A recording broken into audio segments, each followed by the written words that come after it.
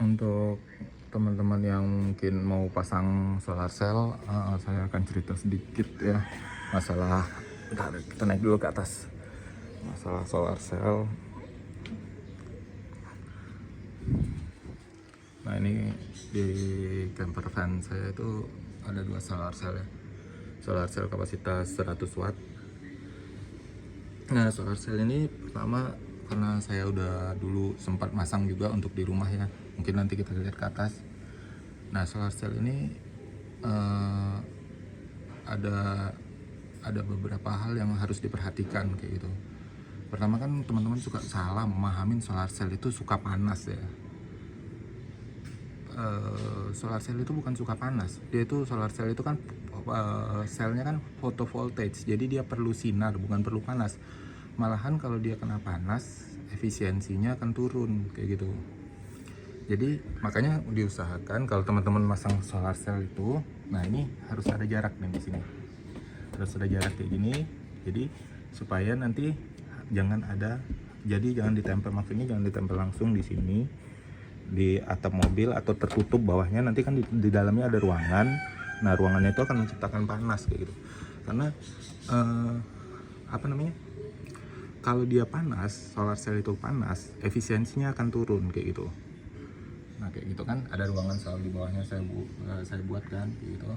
Jadi efisiensinya akan turun. Nah, kalau misalnya teman-teman pernah lihat itu kayak di waduk Jatiluhur atau di waduk mana ya, itu ada PLTS ya, pembangkit listrik tenaga surya. Sorry. Nah, itu kan solar cell-nya itu kan ditaruh di atas danau ya. Nah, itu kan maksudnya itu sebagai cooling, pendingin pasifnya kayak gitu. Jadi dia selnya tetap dingin dan dia tetap di peak performance-nya. Karena kalau saya nggak salah pernah baca itu, dia itu kemampuannya akan turun 25% dari yang tertulis kayak gitu. Dia akan turun 25% dari yang tertulis jika dia di atas temperatur kerjanya kayak gitu. Jadi biasanya kan teman-teman bisa lihat kayak gitu kalau misalnya untuk solar cell itu kita di dalamnya itu kita ada lihat, kadang di belakangnya itu kita ada lihat working temperature, ada tertulis gitu 25 derajat lah, sekian plus minus 2 derajat atau gimana kayak gitu kan. Nah, itu maksud tulisan itu tuh dia menghasilkan 100 Wp watt peak pada temperatur 25 derajat. Jadi itu dalam pengujian test lab dengan sinar ya, inget ya, bukan panas matahari ya, panas beda ya. Dengan sinar matahari,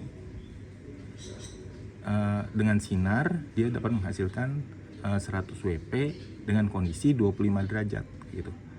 Jadi jangan salah memahamin kayak gitu. Solar cell itu suka dengan sinar tapi tidak suka dengan panas.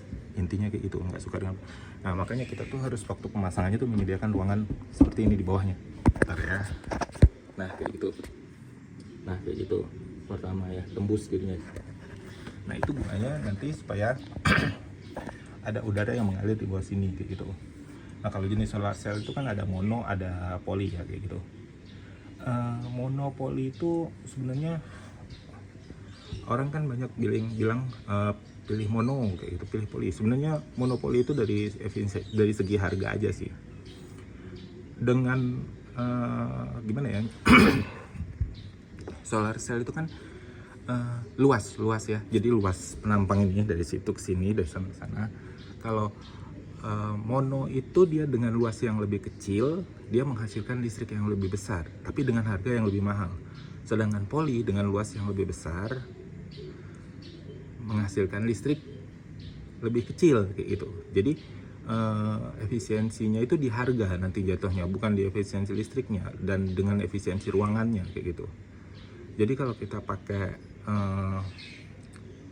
solar cell kayak gitu ya, pasti kalau untuk di mobil dengan ruangan yang kecil kayak gini ya kita cuman bisa pakai yang mono pastinya ya, seperti ini kan. Nah, ini saya pakai 100 watt kayak gitu. Nah, untuk yang lain lagi yang perlu diperhatikan kabel. Nah, kabel ini kan kalau dilihat dari belakangnya itu kan ada, di belakang solar cell itu ada current operation, current ya, arus operasinya ya. berapa ampere kayak gitu. Nah itu kita harus benar-benar perhatiin, kita harus lihat tabel AWG-nya untuk kabel itu. Kalau nggak salah itu kan kalau kayak yang 100 WP ini kan sekitar 5 ampere ya. 5 ampere itu berarti kalau kita lihat di tabel AWG itu sekitar kita perlukan itu sekitar AWG 14 ya. Itu kabel luas penampang kabel ini diameter 1,4 mili ya. Jadi jangan, kalau misalnya teman-teman pasang solar cell kayak gitu, jangan kabelnya jangan sembarangan, karena ampere itu yang lewat gede kayak gitu di situ kan, ampere yang gede lewat.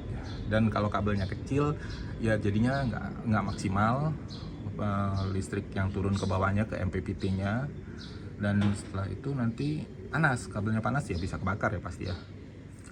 Nah itu jadi yang untuk pemasangannya yang pasti ya harus dibaut dengan kuat ya, karena ini lumayan kalau misalnya lepas atau terbang di tol. Nah terus kalau untuk solar cell yang fleksi kayak gitu sih, kalau menurut aku itu ya saya kurang ini ya kalau untuk ditempel di mobil, karena kan kalau misalnya fleksibel solar panel itu kita tempel di sini, ini sendiri kan nanti panas nih kalau kena matahari. Panas, solar cellnya panas ya, efisiensinya turun 25% ya. Kalau misalnya kita bisa dapat 5 ampere turun 25% ya jadi cuman 3,75 ya gitu ya. Ya 5, 2,5 ya 2,5 bagi 2, 1 ya sekitar 3,75 ya, kayak gitu turunnya. Jadi sayang banget listriknya akan lari kayak gitu. Nah kalau di mobil ini sendiri solar cellnya kan cuma aku pakai untuk ngisi ya. Ini untuk ngisi aki mobil malahan aku pakai di sini. Bukan untuk ngisi aki yang untuk peralatan AC seperti ini, yang lain-lain enggak. Ini untuk isi aki mobil, karena kalau lagi camping kayak gitu kan, saya camping kan lama ya. Di satu tempat kayak gitu bisa seminggu kayak gitu kan. Jadi kalau setiap harus manasin mobil kayak gitu kan ya lumayan repotin lah kalau pagi atau manasin mobil ya. Jadi saya pasangin solar cell, jadi dia tetap ngisi. Jadi dalam 1 minggu itu saya nggak perlu panas-panasin mobil lagi kayak gitu. Ini saya karena posisinya udah penuh banget di atas ini, jadi ini cuma dipasang 200 WP ya. Jadi kita udah pemasangan solar cellnya kan. Nah sekarang kita lihat MPPT-nya, solar charger controller ya. MPPT ada jenisnya itu ada 2 ya. MPPT ada banyak sih sebenarnya, ada MPPT, ada PWM kayak gitu. Nah ini saya pakai MPPT kayak gitu, T20 20 watt ya. Nah 20 ampere, ini kan T20 20 ampere berarti ya. Nah kita tuh nentuin gimana sih cara nentuin ampere kan. Si MPPT ini banyak ya, macam-macam ampernya. Ada yang 20, 40, 60 dan seterusnya lah, macam-macam. Ya cara kita nentuin berapa ampere yang kita perlukan itu gampang ya sebenarnya ya. Kita hitung dari solar cell kita berapa. Misalnya yang kayak saya kan 200 WP. Nah 200 WP berarti dibagi dengan berapa volt baterai. Jadi kalau misalnya baterai saya 12 volt, berarti 200 dibagi 12, sekitar 6 ampere MPPT yang saya perlukan. Tapi kan 16 ampere ya. 16 ampere MPPT yang saya perlukan, tapi kan 16 ampere nggak ada, jadi saya pakai 20. Kalau pakai 30 gimana? Ya boleh aja, tapi kan rugi, sayang sayang cost untuk MPPT-nya gitu, karena kan MPPT mahal. Terus ini saya pakai MPPT yang kan MPPT ada macam-macam ya, yang harganya ratusan ribu sampai yang harganya jutaan ya. Ini saya pakai yang murah nih, MPPT yang murah. Ya kalau saya sih mikirnya ya kenapa harus pakai yang mahal kayak gitu. Karena yang mahal itu beda efisiensi palingan ya, itu juga cuma 1-2% beda efisiensinya.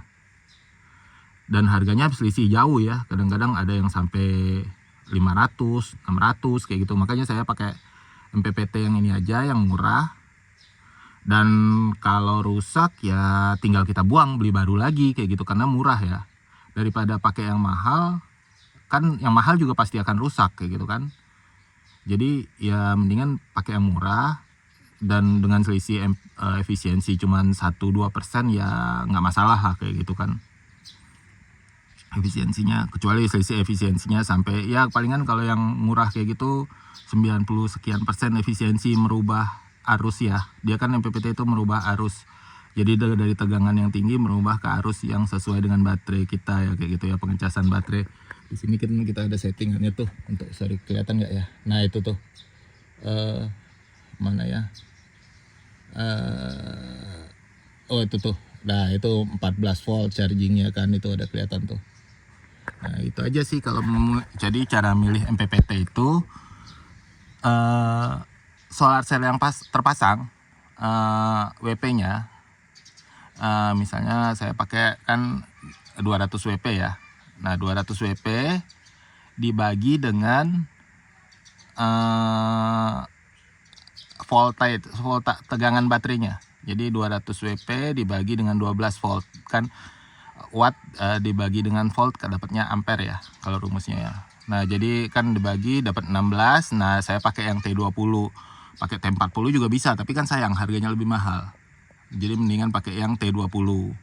Tapi jangan yang lebih rendah. Kalau yang lebih rendah dia panas nanti, terbakar, nggak kuat kayak gitu. Nah itu untuk cara milih MPPT ya kayak gitu.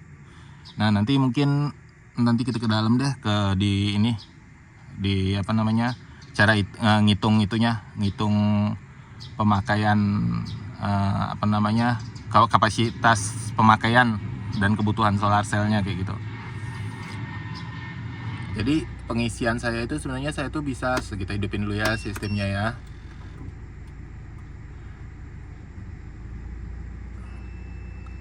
Nah ini semua udah hidup ya kayak gitu kan. Nah ini kan kondisi mesin mobil hidup ya. Nah kondisi mesin mobil hidup. Nah ini pemakaian power meter di 12 volt saya kan cuman 3 watt ya. Nah pemakaian 3 watt. Nah kalau saya mau switching, mau misalnya keadaan perlu mengisi baterai yang lithium itu lagi dalam perjalanan kayak gitu, saya bisa ngisi baterai dari dinamo ampere dari alternator itu. Tapi saya nggak berani ngambil terlalu banyak karena kan dari pabrikan mobil itu sebenarnya kan yang pasti mereka udah menghitung ya kebutuhan di mobil sendiri dan kapasitas alternatornya. Jadi kalau kita menambahkan sesuatu yang terlalu besar untuk alternator itu pasti nggak kuat, pasti umurnya jadi pendek. Nah kecuali teman-teman mau pakai alternator double, mau pasang alternator satu lagi di mesin. Nah tapi alternator itu nggak ini juga ya, nggak apa maksudnya tuh nggak efektif juga. Maksudnya bukannya apa sih, bukannya listrik gratis juga kayak gitu, karena alternator itu kan beban buat mesin. Nantilah kita ada hitungannya kayak gitu kan. Jadi setiap watt yang dihasilkan itu kan memakai horsepower berapa kan, tinggal dikonversi aja. 1 HP itu berapa watt kayak gitu kan, hitungannya kayak gitu. Jadi ya mobil jadi berat kalau tambah alternator lagi kayak gitu.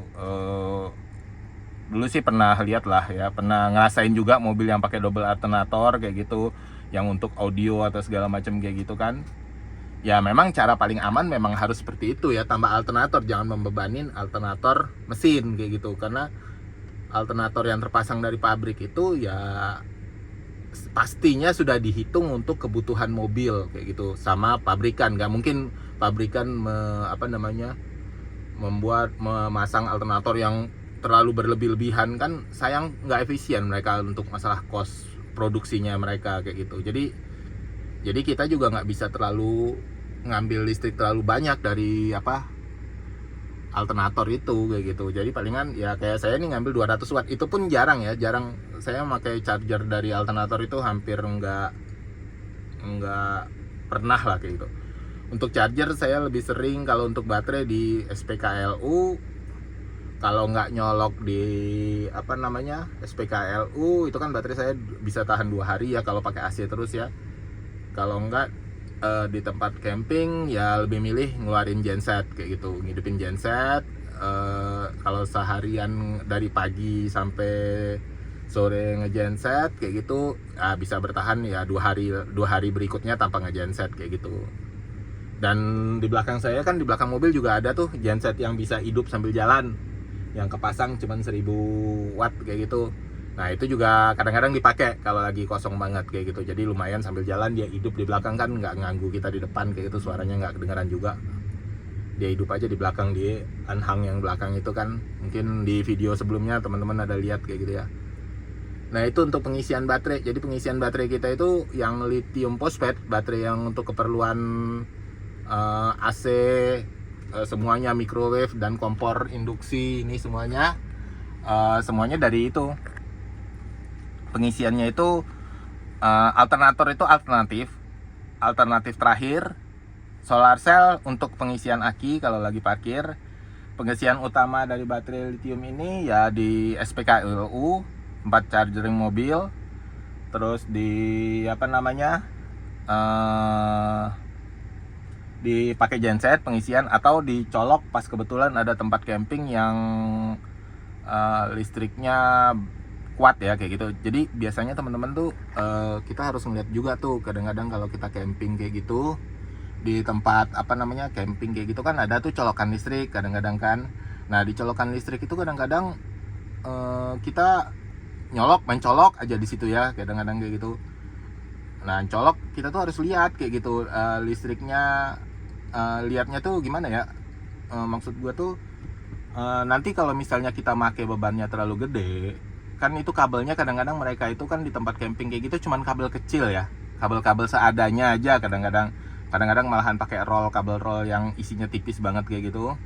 Nah kita bebanin sampai, kan mobil ini kalau lagi pengisian full itu 6000 watt kayak gitu, pengisian baterai itu full, lagi full power 6000 watt. Kita kan bisa set, nanti kita lihat di sebelah sana ya, 6000 watt. Kalau kita pakai 6000 watt kabel kecil kayak gitu, itu kabel bisa panas dan kebakar kayak gitu. Jadi kita harus lihat. Nah cara ngelihatnya gue gimana kayak gitu, ngelihat misalnya kabelnya kuat apa enggak. Nah kita ngelihatnya di sini nih, tapi ini lagi nggak ngecas jadi nilainya nggak keluar ya, sebentar. Nah kita bisa ngelihat dari sini nih. Nah di input ini kan ada voltage-nya nanti kan. Nah voltage ini, input voltage ini kan pasti kalau begitu kita colokin listrik PLN, input voltage ini pasti kan keluar tuh 220 kita kan bisa di sini kita bisa setting untuk naikin ampernya. Nanti di ininya kita naikin ampernya kan. Kita naikin ampere, kita naikin terus tuh. Misalnya kita naikin 1 ampere 220 berarti 220 watt. Oke, masih 220, 2 ampere naikin kayak gitu 3 ampere. Nah, begitu dia udah turun, misalnya di 5 ampere dia turun jadi 200, bukan 220 lagi, berarti kapasitas kabelnya udah mulai turun. Nah itu ya udah, jangan dipaksa diturunin lagi sampai 10 ampere. Kalau 10 ampere tuh itu kabel bisa kebakar, bisa panas kayak gitu, karena begitu tegangan drop berarti temperatur kabelnya udah nggak mampu kayak gitu. Nah jadi ya harus ngeceknya ya kayak gitulah, kita cek manual kayak gitu, karena kan kita nggak tahu tuh dari tempat camping kabelnya pakai kabel apa dan jenis apa kayak gitu. Ya kita tahu cuman ada colokan ya kita colok kayak gitu. Itu juga di rumah, kalau di rumah warga numpang nyolok atau gimana kayak gitu kan. Ya kadang-kadang kan kita ada bapak keluarga kayak gitu, misalnya kita camping di mana kayak gitu, terus di kampung mana kayak gitu, bisa Pak tarik aja listriknya. Ya paling enggak pertama ya isiin token listriknya kayak gitu.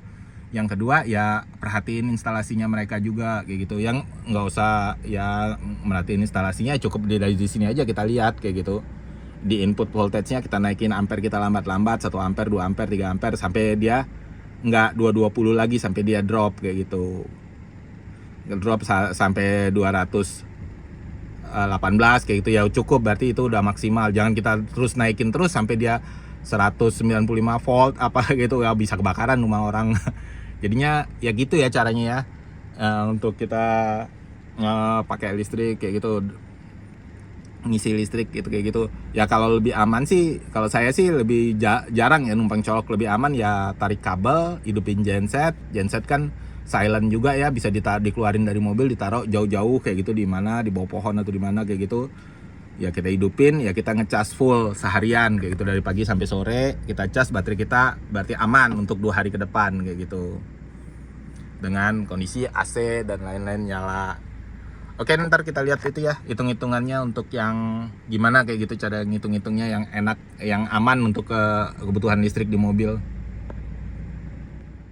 Nah teman-teman, ini kan contohnya di camper van saya tadi ya, kita ambil contohnya ya. Camper van kan punya baterai ya, punya baterainya itu 9600 Wh ya, atau 9,6 kWh ya. Nah 9,6 kWh ini kan saya pakai baterai yang 48 volt ya. 48 volt dikali 200 ampere dapatnya 9600 Wh atau 9,6 kWh. Nah 9,6 kWh atau 9,6 kWh ini bisa didapat nggak harus 48 volt, bisa 12 volt dikali tapi 800 ampere baterainya. 800 ampere berarti dapatnya sama 9,6 kWh. Nah sekarang kan kita sekarang hitung dulu untuk waktu pengecasan ya kayak gitu. Nah waktu pengecasan itu kalau misalnya tadi kita pakai dari alternator ya.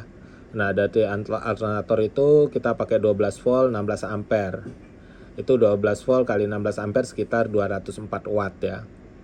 Nah 204 watt itu kalau dibagi dengan 9600 dibagi dengan 204 itu dapatnya 47. Jadi baterai itu perkiraan ini ya, dikurangi ini hitungan tanpa efisiensi dan lain-lain ya, itu 47 jam, 24 jam 2 hari ya, sekitar 2 hari ya, sekitar 2 hari nonstop itu ngecas untuk penuh baterai dengan 204 watt kayak gitu. Nah kalau misalnya kan ada teman-teman bilang ya pakai solar cell aja kayak gitu. Nah kalau kita pakai solar cell, kita hitung lagi kan, solar cell di atas mobil kita itu kan palingan kita maksimal ya, kita kalau untuk mobil, ukuran mobil itu kan 1 kali 2 meter ya palingan 400 WP ya. Nah kalau kita pakai 400 WP, perkiraan itu perharinya itu maksimal ya bisa 1,5 kW ya kayak gitu. Nah 1,5 kW itu berarti kan 9,6 kWh dibagi 1,5 kW per hari ya, dapatnya 6,4 hari. Jadi baterai itu baru full kalau kita pakai solar cell 400 WP 7 hari lah, 6,47 hari. Dengan catatan setiap hari harus cerah, tanpa awan dan semuanya dalam kondisi benar-benar kondisi ideal untuk si solar cell menghasilkan listrik kayak gitu. Ya kalau ditambah mendung dan segala macam ya mungkin 10 hari atau 12 hari kayak gitu ya. Nah jadi makanya saya tuh untuk pengecasan di mobil itu lebih milih pakai genset atau di SPKLU karena lebih efisien dari segi waktu dan dari segi waktu lah yang utama ya kayak gitu. Nah menghitung kebutuhan listrik. Nah sebelum kita nentuin di mobil kita mau pakai, di camper van ya di camper van kita itu mau pakai baterai berapa ampere, terus solar cellnya seperti apa, bagusnya sih kita hitung dulu kebutuhan listrik kita kayak gitu, kebutuhan listrik per harinya berapa kWh kayak gitu. Nah jadi misalnya kita pakai exhaust fan, kita lihat berapa watt kayak gitu. Nah ngitungnya tuh ya tinggal kita hitung aja, misalnya 30 watt. Nah 30 watt itu kita mau hidup berapa jam setiap harinya, misalnya 10 jam berarti 30 watt hour. Rice cooker misalnya 400 watt, hidupnya cuma 15 menit sekali masak kayak gitu. Jadi berarti 400 kali 0,25. Nah setelah itu dapatnya 100 watt hour. Terus berapa kali masak? Misalnya 3 kali masak berarti 300 watt hour kayak gitu, pagi siang sore ya. Misalnya pompa DC kita, pompa untuk wastafel dan segala macamnya itu untuk toilet. Misalnya berapa watt? Kita lihat wattnya 72 watt ya dikali perkiraan ya hidup mati kayak gitu berapa jam, misalnya 2 jam lah kita taruh kayak gitu. Lampu camper van kayak gitu juga. Lampu-lampu ruangan itu misalnya pakai 6 lampu masing-masing 3 watt dikali 12 misalnya. Itu dengan catatan hidup 12 kan 12 jam. Dari jam 6 sore sampai jam 6 pagi lah kita hidupin ya. Nah, cas handphone, cas drone misalnya 100 watt kali 1 jam. Nah, total ini WH ini kita kan dapat nih, kita totalin tinggal kan. Setelah kita dapat itu 790 WH. berarti sama dengan 0,79 kWh per hari kebutuhan listrik kita ya. Nah, dari 0,79 kWh per hari ini, berarti kalau kita hitung-hitungan dengan baterai misalnya 12 volt 100 Ah, sama dengan kan 1,2 kWh. Berarti kan masih dapat ya, masih cukup baterainya kan untuk kebutuhan ini, untuk peralatan ini semuanya. Nah, setelah dapat kebutuhan untuk peralatan ini semua, sekarang tinggal kita menghitung pengisiannya. Nah, pengisiannya itu kan untuk solar cell itu 200 WP itu rata-rata per hari itu bisa ngisi itu maksimal tuh 0,75 kWh. Ya biasanya sih ya, itu maksimal ya, kondisi maksimal, bener-bener maksimal kayak gitu. Berarti kan dengan solar cell 200 WP sih seharusnya cukup ya. Masih tekor sedikit sih, 79 dari 0 kWh per hari, terus dia pengisian solar cellnya 0,75 kWh per hari, ya tekor dikit. Ya amannya yang pakai 400 ya. 400 WP dapat 1,2 pengisian sampai 1,5 kWh. Nah, itu aman. Jadi pengisian kita dengan pemakaian kita nggak tekor kayak gitu. Nah, tadi kan saya udah bilang, udah jelasin tuh untuk yang penghitungan apa namanya, MPPT-nya ya. MPPT itu kita beli, tinggal kita hitung aja tuh. MPPT itu cara ngitungnya tuh solar charger controller itu watt solar cell yang terpasang. Misalnya kita pakai 200 WP dibagi dengan volt baterai. Kita misalnya tergantung baterainya pakai yang berapa nih. Misalnya kita pakai baterai 12 volt, berarti 200, misalnya 200 WP dibagi 12 volt kayak gitu, sama dengan 16,6 ampere. Berarti kita pakai yang MPPT-nya ya yang 20 ampere cukup lah kayak gitu kan. Misalnya kita pakai 400 WP. 400 WP dibagi misalnya baterainya tetap 12 volt kayak gitu. Berarti kita pakai yang 33 ampere, berarti kita cari yang 40 ampere. Kayak gitu ya ngitungnya ya. Untuk hitungan MPPT itu. Dan MPPT sih kalau saya sih pakai yang biasa-biasa aja lah, yang murah kan, karena MPPT itu macam-macam ya harganya, ada yang dari ratusan ribu sampai jutaan kayak gitu. Beda efisiensinya itu palingan ya, yang ratusan ribu itu 95%, yang jutaan ya 97 atau 98% efisiensinya. Ya beda 1%, 2%, 3% lah kayak gitu, nggak banyak. Tapi kan kalau untuk efisiensi cost-nya, biayanya kayak gitu kan, kalau yang ratusan ribu rusak ya kita tinggal tukar yang baru kayak gitu. Tapi yang kalau jutaan kan, kalau rusak repot juga, kita harus servis. Kalau mau tukar baru ya kita harus beli lagi kayak gitu kan. Nah, misalnya nih kondisi, nah itu kan kondisi kalau solar cell kalau di mobil yang tanpa AC kayak gitu. Nah, kalau di lain ceritanya, bedanya kalau kita udah pakai AC misalnya kayak gitu. Nah, pakai AC itu kan dari tadi yang di atas 0,9 kWh per hari ditambah lagi dengan AC 4,3 kWh. Jadi totalnya itu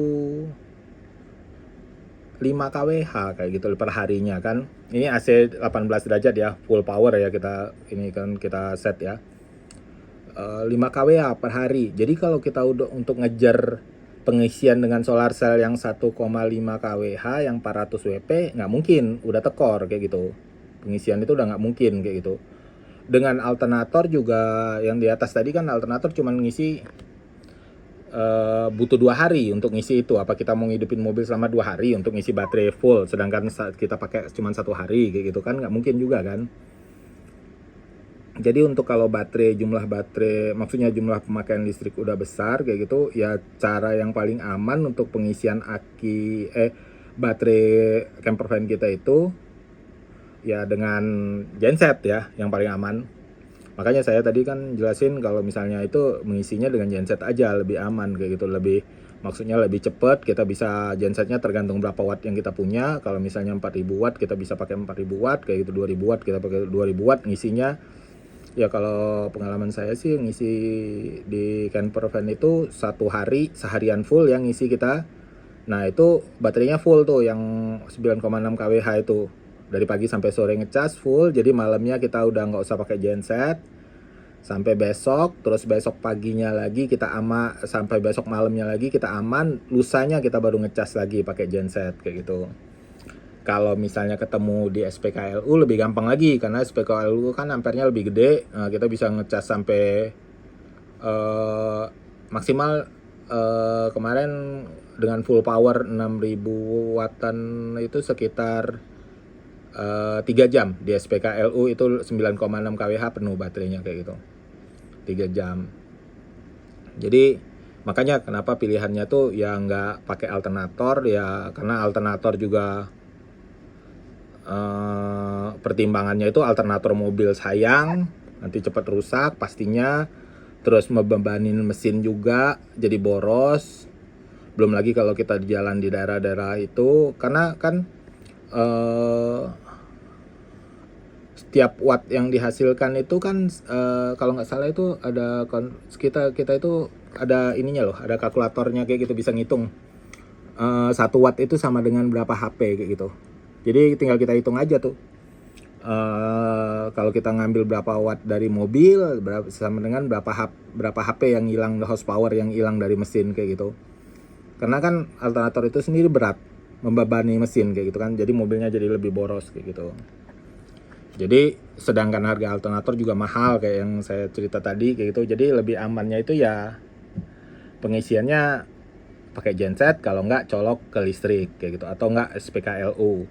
Oh ya tadi gue lupa nih tadi. Nah ini dia. Nah ini kabel ya kawan-kawan. Nah teman-teman ya, ini kan kabel ini American Wire Guard. Jadi ini tabel kabel. Tadi saya bilang kan pakai AWG, ini AWG ya. Yang ini AWG, ini diameter kabel, ini maksimal ampernya ya.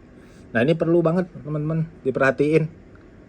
Karena urusannya nih kebakar nih camper van kalau nggak diperhatiin bener. Jadi misalnya kita pakai AWG 14 tadi kan. Ini kabelnya intinya ya, bukan kulit luar kabelnya ya, tembaganya yang kita ukur ya, 0,6 mili diameternya ya. Diameter tangga 0,6. AWG 14 1,6 maksudnya. AWG 14 1,6. Kemampuan ampere, ini ampernya lihat nih. Ampernya maksimalnya 5,9. Nah 5,9 ya. Jadi kalau kita pakai 5,9 maksimalnya di tadi mana sorry. Nah 5,9 maksimalnya di harus inti tembaganya itu harus 1,6 mili. Nah ini teman-teman harus perhatiin banget tabelnya kayak gitu. Terus sama juga kayak yang narik kabel dari aki, ngejumper aki ke misalnya ke bukan ngejumper sih, sorry, maksudnya narik aki ke aki tambahan, misalnya ngecas dari alternator ke aki auxiliary, aki camper van-nya, aki untuk peralatan camper van. Nah itu kan misalnya kayak saya tadi ngecasnya di 16 ampere ya tadi kalau nggak salah ya, 16 ampere, berarti itu sekitar kita pakai di 19 ampere. 19 ampere itu di AWG 9. AWG 9 itu 3 mili ya, tebal inti tembaganya ya, diameternya ya, diameter garis tengah 3 mili itu gede loh kabelnya kayak gitu kalau misalnya diukur beneran. Jadi yang paling gampang sih lihat AWG-nya, di setiap kabel itu pasti ada AWG, namanya AWG 3 mili. Nah AWG itu ukurannya tuh turun, makin gede AWG-nya berarti makin kecil kabelnya kayak gitu. Nah makin AWG 0 itu AWG 0 itu diameternya sampai 0 itu 8,2 mili. Ini kabel jumper biasanya nih ya. AWG 0 itu kabel jumper aki yang dalamnya. Nah ini penting banget nih tabel ini. Jadi teman-teman kalau misalnya mau masang kelistrikan mobil atau main-main di solar cell, ya untuk perkabelannya tuh ngeliat tabel AWG lah. Jangan maksudnya kira-kira boleh, kalau kegedean aman, tapi kira-kira kalau kita ngiranya terlalu kecil, arus yang lewat terlalu gede, dia bisa panas, ya repot lah urusnya. Kalau udah panas ya kita takut kebakaran aja. Ya ini tabelnya, bisa download tabel AWG, ini penting banget nih. Diameternya dalam mili dan maksimal currentnya yang perlu kita lihat. Jadi di kabel itu akan lewat berapa ampernya, kita lihat aja di sini dan kita tentuin AWG-nya dan kita ukur tembaganya di dalam. Kalau nggak, ngeliat aja di kulit kabel itu ada tuh tulisannya AWG berapa. Ini kebetulan ada kabel nih, kita lihat. Nah ini kayak kabel ini kan, nih kabel mobil nih. Ini diameternya berapa tuh? OD. Ini OD nih 0,5 mili. 0,5 mili. Ini jangan dilihat yang ini ya, ini diameter luar. Oh, dia ini outer diameter, ini diameter tembaganya tuh 0,5 mili. 0,5 mili itu kalau dilihat AWG-nya itu sebentar, 0,5 mili AWG-nya diameter. Oh, di bawah lagi ya, nggak sampai 20 kayaknya. 20. Iya benar 20, ini ada tulisannya 20 kok. Nah, ini 20 kan. AWG-nya 20. Karena ini AWG 9 aja masih 0,9 mili. 0,9 mili diameter luarnya kabelnya kayak gitu. Ya itu sekitar 20 AWG 20 ini. Jadi makin kecil AWG-nya makin halus kabelnya, makin besar AWG-nya makin kecil kabelnya. Ya jadi penting itu kabel tuh, jangan salah pilih kabel. Nah teman-teman kan banyak yang nanya ini masalah AC, kalau misalnya pasang AC baterainya harus berapa ampere. Nah cara nentuinnya kayak gini, kalau misalnya kita pakai AC yang rooftop itu kan, kalau kita set temperaturnya di 20 sampai 22 itu dia sekitar 500 watt ya. Karena kan dia sistemnya inverter ya. Jadi semakin rendah suhunya semakin gede wattnya kayak gitu kan. Nah, itu sekitar 500 watt. Nah, dalam 1 jam itu berarti dia membutuhkan 500 Wh ya, watt hour. 500 watt hour itu sama dengan 0,5 kWh ya. Nah, 500 Wh itu dikali dengan 8 jam. Misalnya 8 jam itu dapat dari mana ya? Misalnya kita mau hidup AC-nya 8 jam ya. Nah, 8 jam jadi 500 kali 8 sama dengan 4000 Wh. Kita dapatnya 4000 watt hour. Diperlukan listriknya ya. Nah, 4000 watt hour itu sama dengan 4 kWh. Nah, AC hidup 8 jam kan. Nah, 4 kWh. 4 kWh itu atau 4000 Wh itu kita bagi dengan jumlah tegangan aki dengan voltnya baterai. Jadi misalnya kita pakai baterainya yang 12 volt, berarti 4000 dibagi 12 volt. Nah, dapatnya itu 333 Ah. Itulah baterai yang kita perluin untuk menghidupkan AC 500 watt selama 8 jam. Nah, berarti kan kalau 333 kan nggak ada, berarti kita pakai 400 ampere baterainya kayak gitu. 400 ampere. Nah, tapi ini semua kan nanti AC ini bisa hidup lebih lama, ini minimalnya ya. Karena kenapa saya bilang lebih lama? Karena di mana nanti sudah mulai pagi atau subuh kayak gitu kan, temperatur di luar juga sudah mulai dingin. Nah, AC-nya juga mulai mulai nggak makan listriknya, nggak terlalu banyak kayak gitu, mulai rendah juga kebutuhan wattnya, karena mungkin dia hidup cuma sekali-sekali karena suhu di luar juga mungkin sudah mencapai 20 derajat atau 22 derajat di mana subuh misalnya kayak gitu kan. Jadi dia nggak perlu listrik terlalu besar kayak gitu. Jadi untuk cara menghitung kasarnya, kira-kira kalau misalnya kita butuh AC-nya 8 jam ya kayak gini, kayak gitu. Misalnya AC-nya 500 watt, kita butuh 8 jam, ya 500 kita kaliin 8 jam aja, dapatlah WH watt hour kayak gitu. Nah, setelah dapat watt hournya,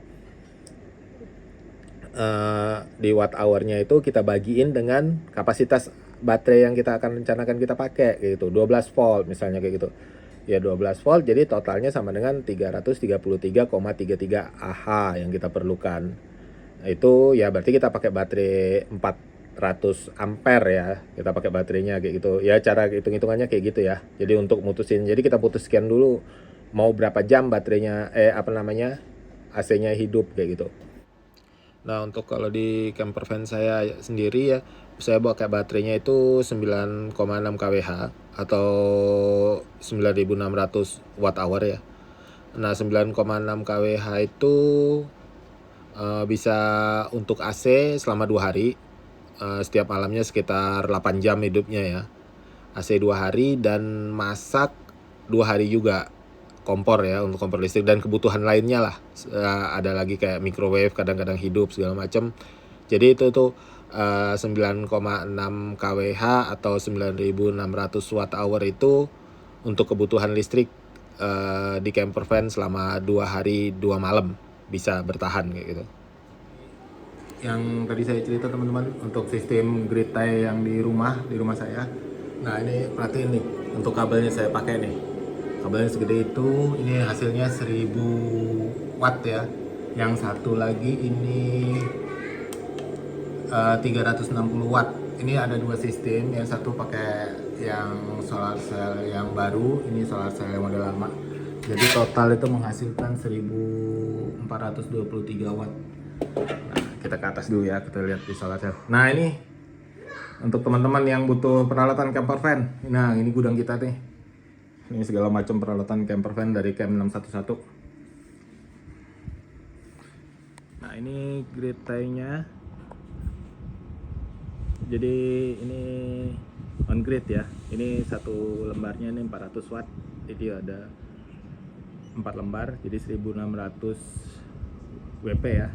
Sama yang ini yang kecil-kecil, ini udah 6 tahun ini ya. Yang kecil-kecil ini waktu saya beli ini per WP nya ini masih mahal banget ya nih. Setelah itu satu lembarnya 100 watt itu masih di harga 2 jutaan dulu. Itu 6 tahun yang lalu, saya kurang inget juga ya. Ini masih teknologi jadul ini. Ada 900 watt ini yang terpasang, ini yang untuk ini.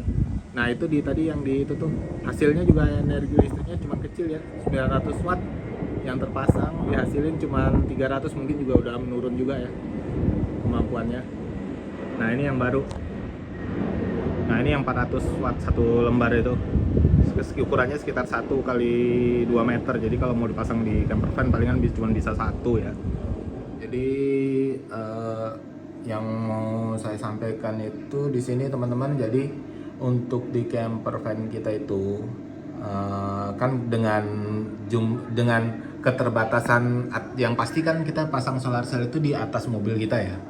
Nah di atas mobil kita itu kita pasang ya dengan ya palingan atas mobil kan 1 kali 2 meter, atau misalnya kalau yang bis bisa ya palingan bisa berapa ya, kalau bis kayak gitu palingan bisa 4 lembar kayak gitu, palingan bisa menghasilkan 1000 watt kayak gitu. Jadi ya di camper van itu masalah kita untuk terlalu banyak berharap ke solar panel itu ya nggak bisa terlalu banyak juga, bukan nggak bisa diharapin ya. Solar panel itu bisa menghasilkan listrik gede seperti ini sampai 1000 watt kan, tapi ya teman-teman harus menyiapkan area yang luas kayak gitu, area untuk memasang panelnya, karena luas panel itu berbanding lurus dengan hasil energi yang dihasilkan kayak gitu, karena dia kan menangkap sinar kayak gitu. Jadi permasalahan kita tuh menggunakan solar cell itu di camper van itu ya luas atap mobil kita, sedangkan kalau kita pakai pakai yang atap lebih banyak solar cell ya nggak mungkin kan di atap mobil kita. Jadi maksimal itu kalau untuk mobil-mobil camper van kecil itu ya cuman 400 WP lah palingan kayak gitu. Ya makanya efisiensi pemakaian solar cell itu tergantung dari camper van kita kayak gitu. Kalau kita cuman nggak pakai AC, cuman lampu dan lain-lain ya dengan solar cell 200 WP aja sudah lebih dari cukup kayak gitu, cuman kipas dan lain-lain itu sudah sangat cukup kayak gitu. Tapi di mana kita udah pakai AC dan lain-lain, lah efisiensinya udah berubah semua kayak gitu, karena ya pertama yang saya bilang itu yang paling berat itu ya luas permukaan mobil kita. Nah oleh karena itu mungkin kenapa mobil listrik nggak ada solar cell-nya ya. Itu jawaban utamanya kenapa mobil listrik nggak dipasangin solar cell, karena nggak ada gunanya kayak gitu. Dia kebutuhan listrik yang gede, dan kalaupun dipasangin solar cell ya cuman palingan 400 WP ya hampir nggak ada gunanya. Jadi cuman berat-beratin mobilnya aja kayak gitu. Makanya mobil listrik kan kalau menurut logika kenapa nggak dipasangin solar cell ya karena nggak mungkin kayak gitu. Oke teman-teman.